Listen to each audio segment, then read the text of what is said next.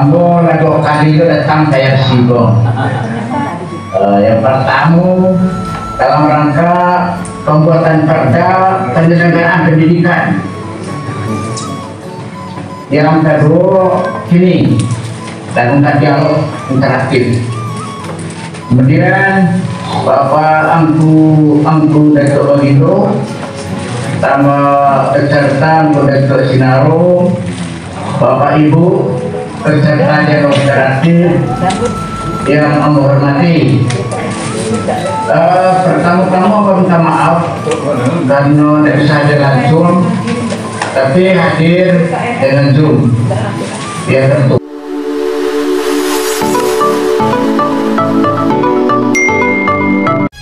Assalamualaikum warahmatullahi wabarakatuh.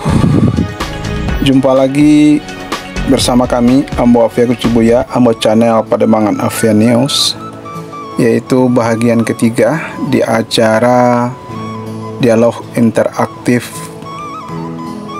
adat dan kebudayaan Minangkabau. Saudaraku, sahabatku, dun sana neniak mamak pun di mana berada. Alhamdulillah, setelah kita saksikan bersama, acara dialog adat Minangkabau telah terselenggara dengan lancar. Tentunya pengurus LAKM mengucapkan terima kasih yang sebesar-besarnya kepada para narasumber yang telah memberikan materi yang sangat bermanfaat dan berharga. Ucapan terima kasih kepada Bapak Prof. Dr. Pasli Jalal PhD selaku pendiri LAKM dan juga Rektor Universitas Yarsi yang telah memberikan dukungan dan fasilitas untuk acara dialog interaktif ini. Terima kasih juga teruntuk para pembicara dan penanggap materi, moderator, osjom, dan peserta dialog baik yang offline maupun online.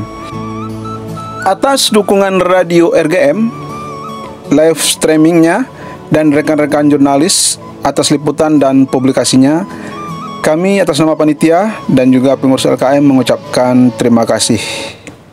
Dan juga kepada UMKM seperti toko buku Mage Bapak Yuang dan Pratama Umroh Harmain juga telah mendukung acara ini. Kami atas nama panitia dan juga pengurus LKM mohon maaf yang sebesar-besarnya apabila terdapat kekurangan dalam pelayanan kami, baik dalam penyediaan tempat duduk maupun hal-hal lainnya selama acara berlangsung. Kami berharap kerjasama yang baik dari semua pihak agar rekomendasi hasil dialog interaktif ini dapat terlaksana dengan baik dan membawa manfaat bagi seluruh masyarakat Minangkabau. Semoga acara ini memberikan manfaat yang besar bagi kita semua dan semakin mempererat silaturahmi serta memperkuat kecintaan kita terhadap adat dan budaya Minangkabau. Saudaraku, sahabatku, dan sanak dimanapun berada, itulah beberapa kutipan kami ambil dari koordinator acara, yaitu Ibu Bundo Kanduang Hajah Nuraini Zaini Sukumbang SE selaku koordinator acara. Salam hormat dari beliau. Wassalam.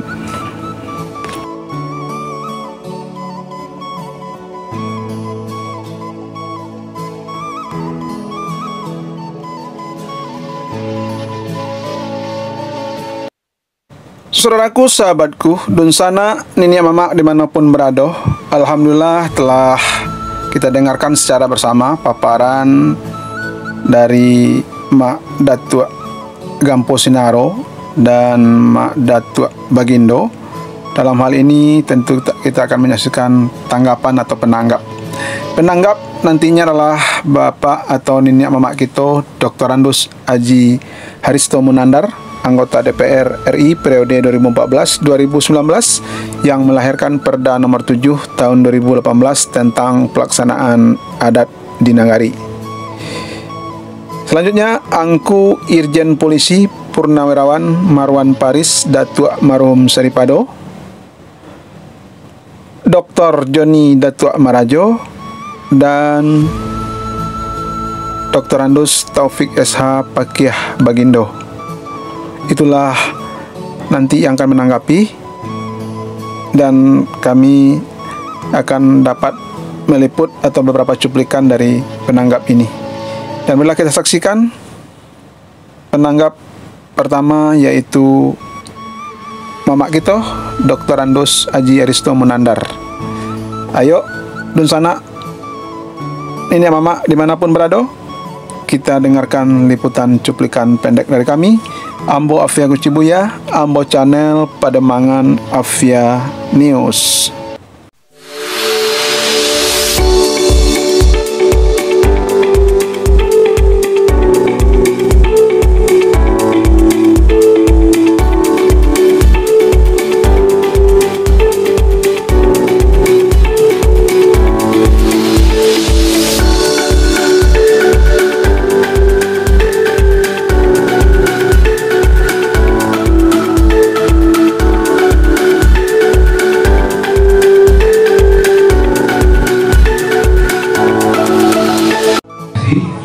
Di situ ada Pak Profesor Bupati Jawa Pak, yang beliau juga pendiri LKM, dan alhamdulillah yang membantu kita bertempatan kita melakukan acara di seksi Pak.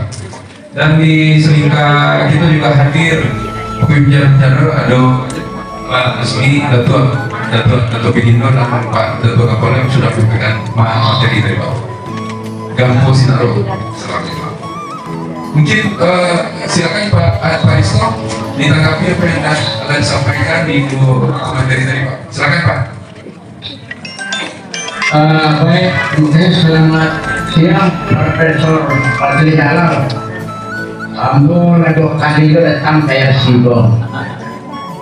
Yang pertama dalam rangka pembuatan perda penyelenggaraan pendidikan. Yang kedua kini dan yang interaktif. Kemudian Bapak Angku Dato' Begitu sama peserta Dato' Sinaro, Bapak Ibu peserta dialog interaktif yang menghormati. Pertama-tama minta maaf karena tidak bisa hadir langsung, tapi hadir dengan Zoom ya, virtual, dan kebetulan sedang diadakan rakyat. Ada yang meninggal di Bokaswa yang mulia dan juga Korea Selatan Beralik. Dan kemudian aku sangat menghormati apresiasi kegiatan yang terakhir ini. Mungkin sekitar perkenalan. Lalu tahun 1981 jadi tamat di Baso. Jadi terkenal dengan Nagari sebelum Undang-Undang 539. Kemudian Nagari pada periode Tentang Muka-Desa tindakan disampaikan dari Pak Angku Dato' Begitu. Kemudian baliaklah Ranah Hari dengan semangat Undang-Undang 2009. Perubahan-perubahan itu memang sebenarnya cukup memberi peluang, tapi itu memanfaatkan. Nah justru itu dengan Undang-Undang 6 belum boleh. Aku melihat secara regulasi peluang itu semakin besar. Bahkan ada Undang-Undang 22 yang mengambil agen SBK dengan membutuhkan Provinsi Sumatera Barat. Jadi aspek regulasi sebenarnya dalam cukup memberikan peluang dan dorongan. Sini masalahnya sebagaimana kemauan bersama-sama memutuskan. Apa cerita sekete sampaikan mengenai proses yang kita lakukan di dalam pembuatan perda. Pada itu 2018 itu disampaikan oleh Gubernur kepada DPRD 31 Desember 2015. Langsung dibahas di DPRD, namun di dalam setahun pembahasan kita masih menunggu adanya Permendagri yang mengatur tentang penataan desa, karena ini keharusan berundang-undang. Baru setahun dilaksanakan lahirnya Undang-Undang Permendagri nomor 1 tahun 2017 tentang penataan desa. Nah, Kemudian kita lanjutkan lagi pembahasan pada tahun 2017. Maka lahirlah Perda 7 2018 tentang nagari yang bernuansa dengan desa adat. Kemudian kita ketahui Perda ini betul-betul menjadikan peluang bagi kita untuk dapat mewujudkan secara konkret lagi bagaimana cita-cita kita untuk dapat membumikan adat Sandi Sarat, anak Sandi di Pamulang.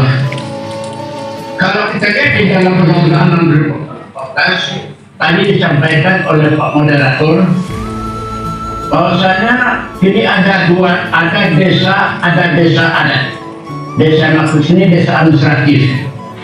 Kalau kita lihat di dalam desa, pembentukan lembaga adat itu hanya organisasi kemasyarakatan berada di luar jalur pemerintahan.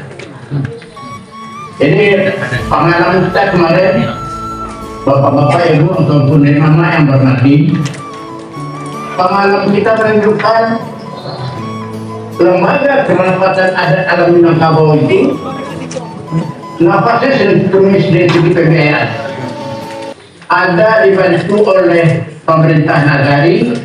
Kalau ada kegiatan untuk mewujudkan program kerapatan nagari dari segi aspek pembiayaan tidak ada. Nah, ini dapat kita bayangkan apa yang harus diprogram dilaksanakan oleh kerapatan nagari dalam kondisi seperti ini, karena memang powernya tidak ada. Di sisi pemerintah powernya tidak ada. Yang kedua, nagari itu seperti tunduk pada desa. Karena pemerintah dianggap ditentukan kegiatan-kegiatan tidak silakan. Jadi berarti juga ada dikotomi antara desa dan desa adat. Kemudian kan betul lagi berkembang lagi desa pemekaran yang kayaknya katakan satu desa itu, desa-desa baru itu kayaknya lama semakin tidak berdaya untuk melaksanakan kegiatan itu. Nah, desa dengan desa adat, nagari itu diselenggarakan berdasarkan hukum adat dan adat cerita nagari. Power kekuasaan berada pada kerapatan adat nagari atau kerapatan itu adalah apa disebut sesuai dengan adat cerita nagari. Di sana letak powernya. Sehingga untuk menyelenggarakan pengembangan adat agama itu betul-betul bisa diwujudkan karena power berada di pemerintah nagari. Kapal nagari yang ada di 3 kelembagaan. Ada lembaganya kerapatan adat nagari sebagai punya supremasi kekuasaan tertinggi. Yang kedua, Kapal nagari dipilih dan diangkat oleh raja nagari, oleh kerapatan adat nagari. Yang ketiga, peradilan adat nagari itu juga diangkat oleh kerapatan adat nagari. Jadi betul-betul terjadi integrasi di sana di dalam rangka kelembagaan, dan tentu saja ini akan memudahkan jalannya. Bapak Ibu yang saya hormati, Perda yang kita bikin 7 2018 ini hanya mengatur 3 hal: susunan kelembagaan, pengisian jabatan, dan masa jabatan pada negara kepala desa adat.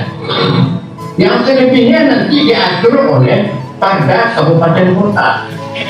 Nah, di sini letak satu permasalahan seperti disampaikan oleh anggota begitu tadi. Nah, sehingga sampai sekarang Bapak Ibu belum satu pun bisa terwujud. Pada Perda 7 2018 itu adalah satu-satunya perda terdapat di Indonesia oleh berbagai provinsi yang ada di Indonesia. Jadi kemauan kita di tingkat provinsi itu mulai ke perda ini memang paling cepat, sangat dihargai oleh Kemendagri, kemudian juga lembaga yang ada di saya. Bapak Ibu sekalian saya hormati, dan di dalam perda kita ini pemerintah mampu menyelenggarakan pemerintah berdasarkan hak asal usul dan hukum adat. Ini secara jelas disampaikan di sana. Nah, mungkin kalau kita terbatas, saya menyampaikan apa-apa kira-kira permasalahan pokok dari saat ini. Langkah yang telah kita lakukan pertama sosialisasi ke seluruh kabupaten kota, bahkan dapat Mentawai. Tadi disampaikan Mentawai bahwa Mentawai diatur sendiri oleh masyarakat adatnya di Mentawai. Bagaimana dilaksanakan? Sedangkan yang lain-lain ini berdalih banyak bisa jadi program berbaik. Jadi ada kita menghargai bermacam keragaman juga di Sumatera Barat, tetapi yang belum lain ada Minangkabau menjadi satu payung perubahan. Nah, itu sudah kita sosialisasikan pada tahun 2018. Sesudah berakhir sampai 2019 kita masih sosialisasi. Kemudian banyak pertanyaan, bagaimana cara menggunakan? Tahun 2020 sempat kita bikin juga Ibu Binis secara teknis mengatur bagaimana langkah-langkah konkret. Karena masih banyak pertanyaan dan keraguan dari masyarakat kita di kabupaten kota. Kemudian seperti yang saya sampaikan tadi juga, di provinsi juga telah kita perkasai pembentukan nagari ada percontohan. Nah, misalnya nagari Painan di Selatan itu atas usul masyarakat ada di negara bersangkutan. Lawang di Pertenaga, Pakan Senayan di Pertenaga, Sungai Pua, Tiku Balai, Gapau, Garagahan, itu diagam. Di 50 kota mengenai Arab, di Tanah Datar, Anare Baru Bukit. Kemudian di pasangan dari Ayi Manggi, di Padang pun di kota mereka usulkan untuk menjadi desa adat, itu Paus 9 Kuranji Padang. Jadi dalam penataan desa bisa saja lurah menjadi desa adat, nagara desa menjadi desa adat boleh, dan sebaliknya juga boleh. Jadi ini barangkali bentuk-bentuk yang ada. Nah, sekarang permasalahan kita apanya lagi ya bermasalah? Tadi disinggung oleh Empu Data Begitu. Kita melihat di sini adalah pertama memang komitmen kita, komitmen pimpinan daerah di tingkat kabupaten kota untuk serius melaksanakan ini dan rangka menegakkan dan implementasikan ada syarat-syarat ketentuan yang ada di nagari-nagari kita di Sumatera Barat. Waktu itu memang tersadar juga ada beberapa kendala juga. Tahun 2020 sampai 2022 ada COVID. Nah, ini juga mungkin merupakan satu bahasa juga. Yang kedua, di 2023-2024 ini terlaksana pula Pilpres, Pileg. Kemudian juga sekarang adalah era pilkada. Jadi era-era ini bertanda besar pengaruhnya dan belum terwujudnya ini. Nah, kemudian Bapak Ibu sekalian, kemudian ada juga di bawah karena pemahaman masih kurang. Karena kita ketahui sekarang dulu sudah ada sosialisasi. Sekarang oleh kali berganti, aparat berganti, dokter ada juga berganti. Nah, harus terjadi lagi pemahaman yang kurang inilah menyebabkan juga salah satu kecerdasan belum terwujudnya karena tujuan Kongres ini. Kadang-kadang orang mendetik karena berubah, wah ini kata negara, wah kita bisa terbentuk juga ini. Padahal di dalam implementasi segera kita itu dan Undang-Undang 6 dan PP 43 itu dinyatakan bahwa untuk pelaksanaan sampai dengan berhentinya oleh negara baru senakan seraya tidak terganggu sebetulnya.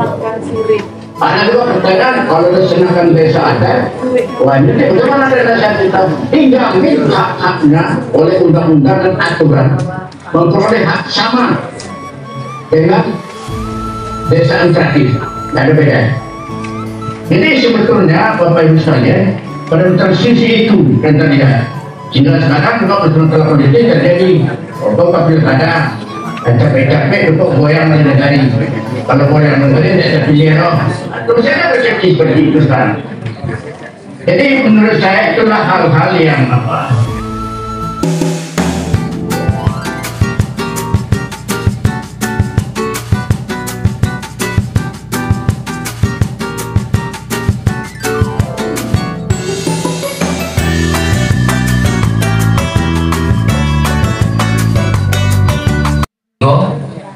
SMA di Jakarta sampai kuliah.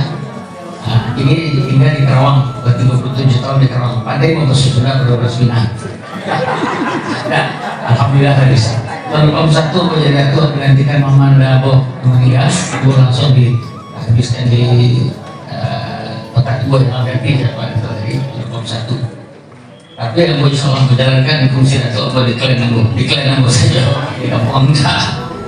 Baik, kita langsung menanggapi. Alhamdulillah Anda disampaikan Pak Ketua Kampung Senaro, Pak Ketua Bagindo. Ya Bu aktif di LKM kan ingin berama. Aku jadi bendahara di LKM. Jadi kalau pelajaran ini disampaikan tadi kan normatif, saudara.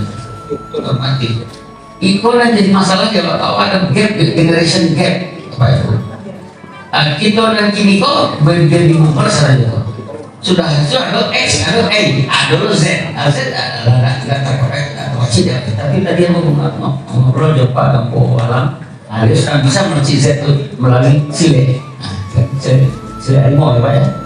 Jadi itu memang harus ciri-cirinya lain kan. Kalau bibi umur itu banyak bernostalgia, hegemoni, kan itu ya Pak Basri ya Pak. Tapi kan harus tindakan itu awalnya orang Minang yang hebat-hebat dan was dulu rancang. Tapi generasi X apalagi Y itulah enggak. Nah, merasukan enggak banyak. Nah, generasi aku baby boomers ya. Aku ini tahun mau ketiga Pak. Jadi aku baby boomers. Tapi anak-anak aku yang bisa masuk Minang, itu aku sekolah itu aja. Pandai itu cari dulu. SMA, kemudian Karawang kan, SD, SMP, SMA, masuk Unan, baik Unan sana. Pandai itu cari. Mereka pasti itu. Dan orang itu bisa. Jadi Pak, masalah dia tadi. Coba Bu, saya maaf ya Pak. Jadi awak tahu kalau normatif ya, fungsi adat ada 8, fungsi nenek mama juga 8, ada tambah satu saja. Tapi kalau kita lihat kondisi aktual ini, dari fungsi adat itu dari 8 itu 3 di dalamnya. Fungsi nenek mama 3. Coba ada sekarang di kampung, itu polisi pada ke mama itu. Lebih senang menyelesaikan masalah di positif. Nah, kemudian memang apa saja kondisi nagari itu hanya seremonial. Dulu mungkin awak lagi jauh gara-gara kalau di kampung ya, aku dari sampai Aceh, aku suku atau aku Marajo. Dulu nagari itu lapas itu patah sampai Aceh. 3 jorongnya. Begitu jadi desa, jadi 3 desa. Eksis masing-masing desa itu, nagari tidak jalan. Nah, jadi dulu kan gara-gara desa dan sumbangan 1 juta ke desa kan itu tidak jalan. Akhirnya rusak. Nah, ini aku setuju kembali ke ada desa adat, desa administratif. Tapi hati-hati, desa administratif itu banyak proyeknya loh. Desa adat, mestinya di desa administratif tidak usah masuk. Nanti kau bikin sampai ini tadi kan, sampai pilar tadi itu, tidak usah. Desa adat kok perbuat. Jadi aku ingin ke solusi. Nah, jadi solusi yang aku pikirkan ya. Aktual tadi kan lah tahu tuh sengketa dibawa ke polisi, ini mama kurang. Kemudian memang ada ukur ini mama kok pengambilan keputusan sudah sangat liberal dan individual kan kondisi aktual ini kan. Ayah lebih kuasa dari mama, ya kan?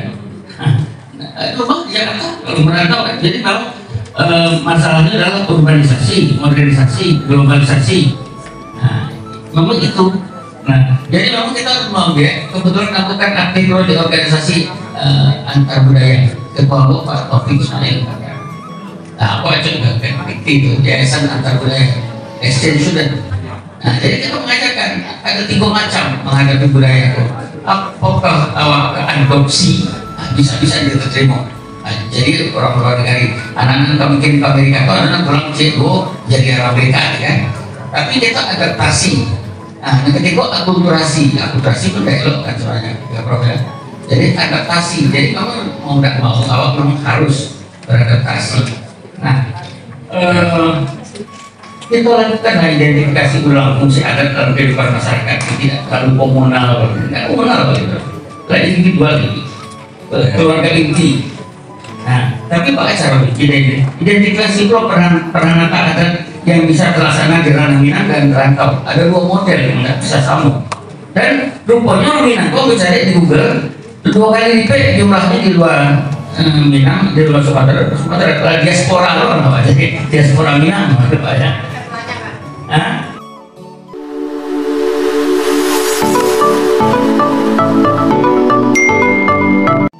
Pinang ketempatnya Ambo mengajak angku-angku, ibu-ibu, ama-ama, uni-uni, adik-adik, sanggup gak itu? Sanggup? Kalau di kampung kami di Meninggal, di kampung awak ini ya, yang kakek nenek itu dipanggil babu nenek. Kalau di Pariaman dipanggil andua sama oku. Ada tadi juga kita berbicara tentang datua. Ini aja yang saya minta kita berubah. Kembalikan Syria kagagangnya. Kemudian surikan Pinang katampuannya. Sekarang Prof pulang kampung awak lalu mau opalo aduh nak sekolah yang waktu itu ubah lah mulai jadi kok dari mana semua itu. Nah 1. Yang kedua, Ambo lahir tahun 60 di Meninjau itu. Dan tadi memang nama Ambo Pak Moderator Taufik Basir Tanjung. Nah, Ambo pakai suku.